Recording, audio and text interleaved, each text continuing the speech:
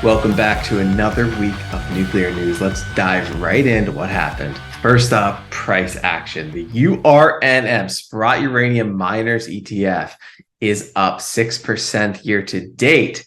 After a correction across all macro markets, the broader stock market is up 4%. You can see that we're down over the last week or so. Obviously, we are correlated to the broader market, still slightly outperforming. Now, again, that's short-term price action, not half as important as long-term fundamentals. So let's dive through what is going on there. The UK announces new sanctions against Russia, export restrictions, and Rosatom officials. So we're starting to see sanctions around Russian exports tighten, which means that the resources we used to get from Russia cheap are going to have to be found elsewhere for way more expensive, which is why demand for Western enriched uranium and conversion has surged, spiking the prices of enrichment, SWU, and conversion like never before as nuclear utilities scramble to secure alternative non-Russian supply. Conversion price has spiked to an all-time industry high. So we're seeing the uranium conversion price absolutely skyrocketing because we can no longer get this from Russia on the cheap. So it's absolutely massive. It makes nuclear energy more expensive, including the underlying input costs like raw uranium, which is obviously benefiting the miners. Now, while this crucial resource gets more expensive, we have data like this speaking to the demand of this resource just continuing to spike and the need for it continuing to spike. Japan's electricity is cheaper in regions with more nuclear energy. So in red, you see the areas where there are no nuclear reactors online. Look at how expensive it is per household. And then in green, you see the ones with nuclear reactors online. So it's way cheaper to have nuclear energy than to not have nuclear energy, which is why we're seeing the mass adoption of it globally and the massive expansion of it happening. Here we have the White House pumping nuclear energy around the world. Following his speech in Warsaw today, President Biden met with the Prime Minister of Poland in Warsaw to reaffirm the strong bilateral relationship between the United States and Poland. President Biden welcomed the Polish government's decision to select a U.S.-based company, Westinghouse, to provide the technology for its first 3 nuclear reactors, cementing a long-term strategic energy partnership between Poland and the United States. You have the President of the United States going all the way to Poland, talking big about expanding nuclear energy in the region. Contract signed for pre-design work for first Polish plant. This Polish company and Westinghouse have signed a contract commencing joint activities that will lead to the preparation of the design of the first nuclear power plant in Poland. So again, still in the early stages. A lot of these plants haven't even built yet. Nuclear energy research with a focus on small modular reactors is rapidly advancing in Sweden, where new policy and changing political winds are acting as a positive driving force. So we have Sweden, another country, adopting nuclear power in a serious way. University of Michigan working towards next phase of nuclear energy.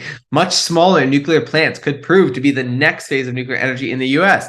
The University of Michigan is involved in programs such as an advanced nuclear site locator and identifying potentially feasible sites where advanced nuclear facilities might be welcomed by communities. Nuclear experts say the next generation of nuclear plants are smarter, safer, and smaller. So we know how important small modular reactor technology is. It's revolutionary. It's catalyzing the need and demand for uranium.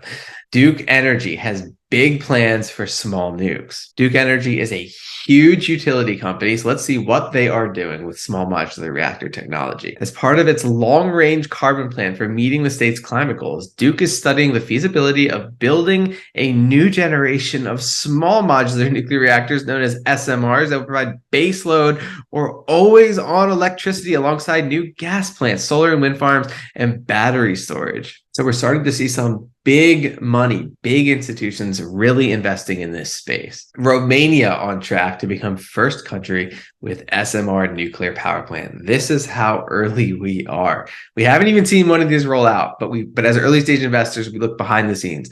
Where is the money flowing? Where is the big money investing? And we have our first country, Romania, on track to be the first one with one of these SMRs. You have Constellation Energy, another massive company, Constellation, making major investment in 2 Illinois nuclear plants to increase clean energy output. Projects at Braidwood, Byron nuclear plants will result in additional carbon-free electricity with capacity to power the equivalent of 100,000 homes. So huge investment in the United States, but we know this is a global story. Ontario explores possibility of new large-scale nuclear plants. So again, you have Constellation not just investing in small modular reactors, but investing in legacy large-scale nuclear plants. Ontario exploring the possibility of new large-scale nuclear plants. So investment going in both directions, small and large nuclear power. And then we have another example of North American producers just cashing out, selling their uranium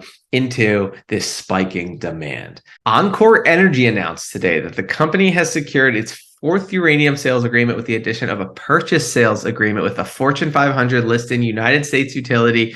This agreement supports Encore's business strategy to provide a domestic uranium supply commencing at its 100% owned South Texas in situ recovery uranium processing plant. Paul Goranson, chief executive officer of Encore Energy, said we continue to see utilities in the United States looking to domestic uranium producers as a means to mitigate the supply chain risk resulting from continuing geopolitical uncertainty as Encore executes its strategy to be a uranium producer in the U.S. In 2023, we provide a necessary and reliable domestic uranium supply. So obviously, great news for North American producers, Western producers. We're going to stay on top of this market.